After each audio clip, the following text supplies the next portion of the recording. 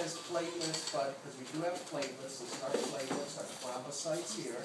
Okay, but this also goes and shows us our red blood cells, our erythrocytes. No nucleus, there's no leukocytes here. No white blood cells here.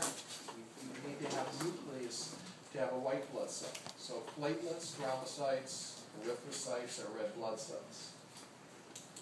Over here, this is still some more red blood cells or erythrocytes. Be careful here not to answer sickle cells. Okay, sickle cells is not really a cell, it's still an erythrocyte. This is still an erythrocyte by what type cell it is.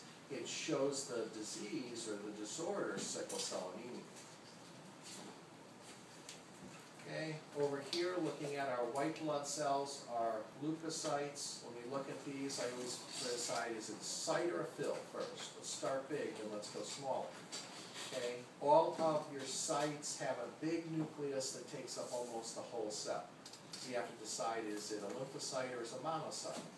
Looking at the two, we see is this is going to be a site, has a nucleus that takes up almost the whole cell, has a slight indentation there. Okay, it doesn't have as deep of an indentation as a monocyte. The other thing that gives it away to me is the size. If we look at this lymphocyte versus a red blood cell, it's a little bit bigger, but not substantially. If we take a look at the monocyte, we see that it has a nucleus that takes up almost the whole cell, has a deeper indentation in it, okay? But look at the size of it compared to a red blood cell, much bigger. Again, once we decide it's a site by that big nucleus, then we've got to decide which one.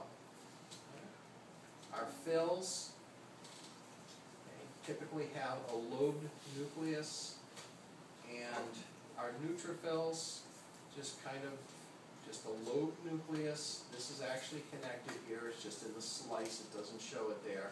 As they tend to age, they tend to just look like they're multinucleated, they just load like this. This one isn't stained to show the granules, so we can't always use that characteristic of granules to determine it, but we know it's not a monocyte or lymphocyte. It doesn't have a nucleus that takes up almost the whole cell, but this is your neutrophil, most numerous of your white blood cells. Okay. Our eosinophil, what we see on this is the lobed nucleus again. All the maroon here is the nucleus.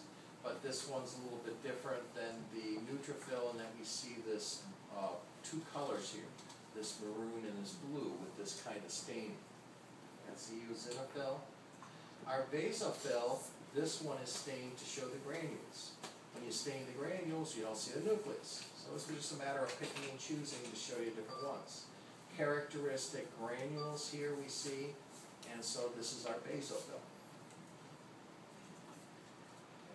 Going over here, looking at the aorta. I won't put the aorta on it, but I think it's important to see. Here's the inside of it. We zoom in to higher power. We see all those elastic fibers. All those elastic fibers are wrinkled up with their elasticity because there's no pressure on this. This aorta has been cut. What's the aorta? An artery. Arteries have elastic fibers, and the closer we are to the heart, like the aorta, we're going to have more elastic fibers. I think it's important to see because that helps us understand why we see the artery looking like this. It's not stained for it, so we don't see it, but inside the wall here of the artery, there's those elastic fibers. When this isn't under pressure, which it isn't because it's been cut, it wrinkles, just like we saw with the aorta. Those elastic fibers cause it to basically shrivel up like this. Easy way to be able to tell the artery from the vein. Purposely picked this one because this is a bigger vein, a smaller artery. It's actually a venule and an arterial. So that puckering on the inside is due to the elastic fibers. We wouldn't have this when there'd be pressure in there. So here's our artery, here's our vein.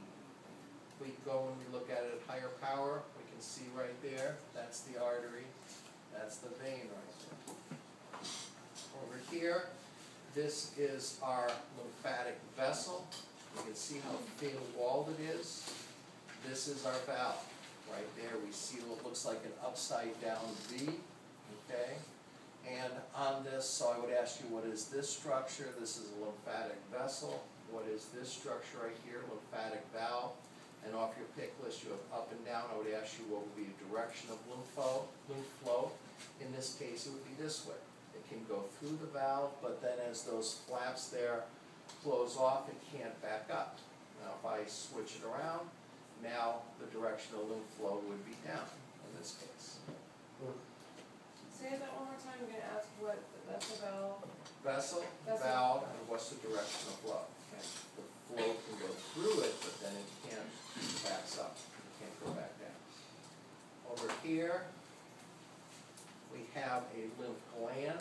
We don't really know if it's a lymph node, so it'll just be a tonsil, it could be a lymph node, they're all gonna look the same. Okay, what we have is our lymphatic tissue is in little circles. We could call it a follicle, we could call it a lobule, any of our scientific terms for a little cluster like this. On your pick list is lobules, so we'll use that. Each of these little sections of lymphatic tissue is a lobule. To separate it into these little clusters is connective tissue here, a network of connective tissue, and we typically use the term trabeculae. Okay, just like in the heart we have trabeculae carni, it's a network of meat is what it translates to. In reality, it's a network of muscle. We're just using that term. It has nothing to do with the heart, just where that scientific term comes from. So each one of these clusters of lymphatic tissue is a lobule. In between the clusters is the connective tissue network, and that's just the trabeculae, and this whole thing is a lymph node. That's it. I don't think I missed anything. That's it.